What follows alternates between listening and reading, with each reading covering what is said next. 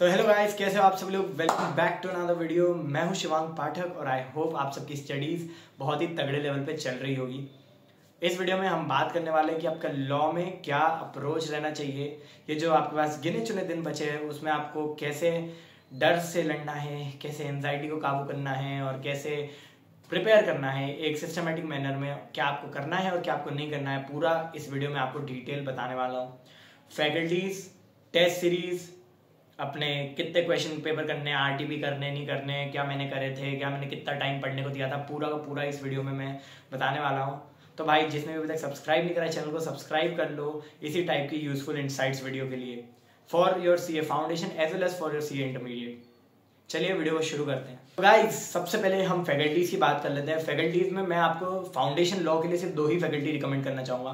पहले हैं हमारे गुरप्रीत सर और दूसरे हैं हमारे CS शांतम गुप्ता सर। मैंने पर्सनली शांतम गुप्ता सर से पढ़ा है क्योंकि शांतम गुप्ता सर क्या है कि लाइव बहुत सारे देते हैं, जैसे कि लाइव वन शॉट भी हो गए, रिवीजन लेक्चर्स भी हो गए और क्वेश्चन लेक्चर्स भी हो गए, क्वेश्चन राइटिंग प्रैक्टिस वगैरह, वो मैं आपको बताऊंगा आगे वीडियो में। पर मतलब दोनों ही बहुत अच्छे लेवल की कॉन्सेप्ट क्लैरिटी करवाते हैं। गुरप्रीत सर भी बहुत अच्छा करवाते हैं और हमारे शांतम गुप्ता सर भी बहुत सही करवाते हैं। दोनों ही मतलब उनके यूट्यूब पे फ्री लेक्चर्स अच्छे खासे अवेलेबल हैं। हमारे शांतम गुप्ता सर के ब्रह्मास्त्र लेक्चर अवेलेबल है और इन गुरप्रीत सर के चाणक्य नीति करके लेक्चर्स अवेलेबल है। दोनों ही फ्री ऑफ कॉस्ट है, कोई पैसा वैसा नहीं है और बहुत एकदम अच्छे से डिटेल में वो समझाते हैं। दोनों बहुत ही ज़्यादा कॉन्सेप्ट क्लियर करवाते हैं, सारे केस लॉज बताते हैं, सेक्शन बताते हैं, क्या बोलते हैं लॉ बताते हैं और नॉर्मल लैंग्वेज में ही बताते हैं। ऐसा नहीं है कि लॉ पढ़ के बता देते हैं।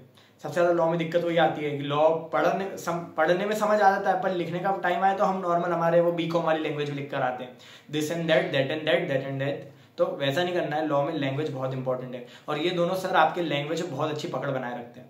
तो फैकल्टी के लिए तो मैं इन दोनों को रिकमेंड करना चाहूँगा। आप ज़्यादा फैकल्टी में घूमो मत। क्या ज़्यादा फैकल्टी चेंज करोगे ना अभी के टाइम पे तो बहुत ज़्यादा दिक्कत आएगी। और मैं बता रहा हूँ दोनों ही बहुत अच्छा पढ़ाते हैं। दोनों में से आप किसी को भी चूज़ कर सकते हो। बहुत सारे वो लाइव भी लेंगे, अभी जैसे एग्जाम पास आ रही है, और बहुत ही मतलब काम के हैं, मतलब बहुत ही ज़्यादा अच्छा पढ़ाते हैं वो दोनों ही। तो गाइस बात कर लेते हैं कौन से चैप्टर पे हमें सबसे ज़्यादा फोकस करना चाहिए, कौन से टॉपिक पे सबसे ज़्यादा फोकस करना चाहिए।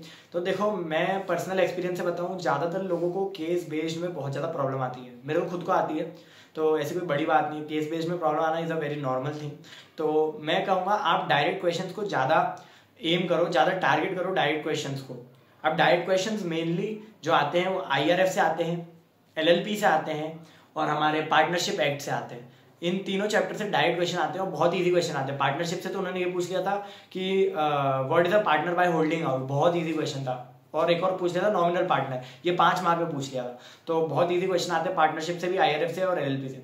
अब ज़्यादातर बच्चे गलती क्या करते हैं कि IRF और LLP छोड़ने का सोचते हैं क्योंकि वो बहुत छोटे चैप्टर है कि हम तो इंडियन कॉन्ट्रैक्ट पढ़ेंगे, इंडियन कॉन्ट्रैक्ट पढ़ेंगे हम, या IRF LLP 6 मार्क पे टाइम वेस्ट नहीं करेंगे। इंडियन कॉन्ट्रैक्ट 32 मार्क का, उस पर फोकस करेंगे।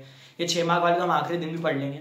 तो भाई इंडियन कॉन्ट्रैक्ट बहुत बड़ा है, वो बिल्कुल याद नहीं रहता है। आप कोशिश करके देख लो, यकीन नहीं हो तो MT भी लिख के देखना, इंडियन कॉन्ट्रैक्ट के ही सबसे कम आंसर लिख पाओगे।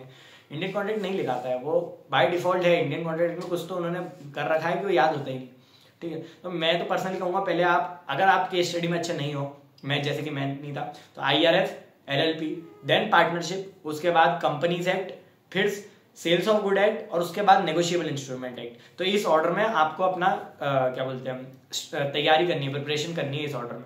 और एंड में आपको इंडियन कॉन्ट्रैक्ट एक्ट उठाना है, क्योंकि एंड में उठाओगे ना तो क्या होगा, ज़्यादा टाइम के लिए रिटेन रहेगा। जैसे कि तुमने अभी एंड में उठाया ना तो तुम्हें ज़्यादा टाइम के लिए वो रिटेन रहेगा। तुम अभी से पढ़ लोगे और फिर बाकी के 6 चैप्टर पढ़ोगे तो तुम आगे का तो पूरा ही भूल जाओगे। तो इंडियन कॉन्ट्रैक्ट एंड में उठाना और IRF LLP पे अच्छा फोकस करना। बहुत इजी क्वेश्चन आते हैं, 12 मार्क के आते हैं और इतने इजी आते हैं कि 12 में से 10 तो स्कोर कर ही लोगे। तो हाउ टू स्टडी भैया, तो हाउ टू स्टडी में मेरे से बहुत सारे क्वेश्चन आते हैं, भैया लॉ कैसे पढ़े, लॉ समझ नहीं आ रहा है, याद नहीं रहता है, सुबह पढ़ते हैं शाम को भूल जाते हैं। तो तुम्हारा तो फिर भी ठीक है, मेरा तो इतना गंदा था कि मैं ये पेज पढ़ता था और मैं पेज पलटता था, मैं पुराना पेज भूल जाता था, मुझे कुछ याद नहीं रहता था। तो अब इसका क्या सॉल्यूशन है, तो इसका सिर्फ एक ही सॉल्यूशन है, वो है बार बार रिवीजन, डेली रिवीजन। रोज रिवीजन करो, रोज बार बार करो। पता है बोरिंग लगने लग जाएगा कि जब आप एक ही प्रोविजन जो आपको आता है रटा हुआ है वो आप बार बार पढ़ रहे हो, पर वही है, अगर आप नहीं पढ़ोगे ना तो भूल जाओगे। तो आपको रेगुलर बेसिस पे रिवीजन करना बहुत जरूरी है। और रिवीजन करने में ज़्यादा टाइम नहीं लगता है। जो टॉपिक आपने सुबह पढ़ा ना, जिसको आपने सुबह 4 घंटे लगा के पढ़ा, उसको आप रात के टाइम में 15 मिनट में रिवीजन कर सकते हो और ज़्यादा टाइम लगता है। और पहली चीज़ आती है हमारी रिवीजन, और दूसरी चीज़ जो इंपॉर्टेंट आती है लॉ में वो होती है क्वेश्चन प्रैक्टिस। खूब भर भर के क्वेश्चन प्रैक्टिस करो, भर भर के, मतलब रोज। अभी अगर आपका कोर्स खत्म नहीं हुआ है तो मैंने जैसा कह ही रखा है सारी वीडियो में, 10 अप्रैल तक किसी भी हालत में अपना कोर्स खत्म करो भाई। दिन भर लगा दो, दिन रात कर दो, पर 10 अप्रैल तक खत्म हो जाना चाहिए कोर्स, क्योंकि रिवीजन बहुत इंपॉर्टेंट होता है। अगर तुम्हें सिर्फ 10-12 दिन का रिवीजन मिलेगा तो तुम्हारे अंदर कॉन्फिडेंस नहीं रहेगा पेपर देने से पहले, तो कॉन्फिडेंस होना बहुत जरूरी है। तो अभी अच्छा खासा अपना 10 तारीख तक कोर्स कंप्लीट कर लो, और अभी जब तक तुम्हारा कोर्स कंप्लीट हो रहा है तो साथ में रोज 1 से 2 क्वेश्चन आंसर राइटिंग करो, 7-7 मार्क वाले, ऐसा नहीं 2-2 3-3 मार्क वाले छोटे छोटे से कर लिए, 7-7 मार्क वाले अच्छे बड़े बड़े क्वेश्चन करो। स्टडी मटेरियल के कर लो, हमारे आरटीपीज के पुराने आरटीपीज, जैन आरटीपी जो है और हमारा सितंबर आरटीपी, मई आरटीपी जो है, इनसे कर लो। आरटीपी से करो, एमटीपी क्या रहता है पूरा पेपर रहता है, पर आरटीपी क्या रहता है चैप्टर वाइज क्वेश्चन आते हैं, तो आरटीपी करो।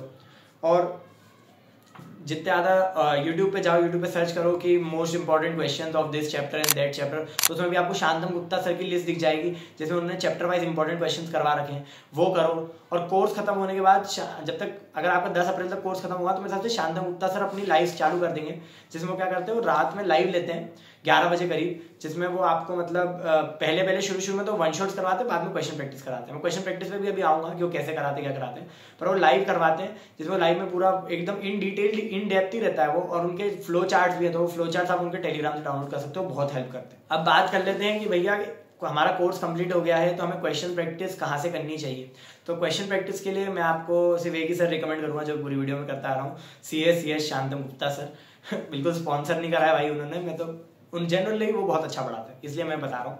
क्योंकि क्या है कि वो जैसे एग्जाम आएगी ना क्लोज, तो वो पहले जब लाइव लेक्चर्स उनके रहेंगे तो वो पहले शुरू में वन शॉट्स करवाएंगे, जैसे ही चैप्टर के वन शॉट्स खत्म हो जाएंगे वो क्वेश्चन प्रैक्टिस कराएंगे 11 बजे रात को, जिसमें वो 100 डायरेक्ट क्वेश्चन और 100 केस स्टडी क्वेश्चन। तो डायरेक्ट क्वेश्चन की तो आपको टेंशन ही लेनी है, आपको ये 100 के 100 इनके साथ कर लेने, सारे के सारे इंपॉर्टेंट डायरेक्ट क्वेश्चन है, आपको और एक्स्ट्रा डायरेक्ट क्वेश्चन में करने की जरूरत ही नहीं पड़ेगी। और केस स्टडी भी बहुत सारी इंपॉर्टेंट केस स्टडीज करवाते हैं, और मेन क्या रहता है आपको इनके साथ करने से कॉन्फिडेंस आता है कि हाँ भाई मैंने इतने सारे क्वेश्चन कर लिए। मैं आपको बताऊँ, ये देखो मैं कॉपी लेके बैठा हूँ, तो ये कॉपी आधी से आधा क्वेश्चन प्रैक्टिस से भरी है, और एक और कॉपी थी मेरे पास वो भी क्वेश्चन प्रैक्टिस से भरी थी। तो भाई कितनी प्रैक्टिस करी थी मैंने, कम से कम 400 से ऊपर क्वेश्चन लिखे थे। तो जितने ज्यादा क्वेश्चन उतने ज्यादा कॉन्फिडेंस, सीधी बात, और जितना ज्यादा कॉन्फिडेंस उतने ज्यादा पास होने के चांसेस।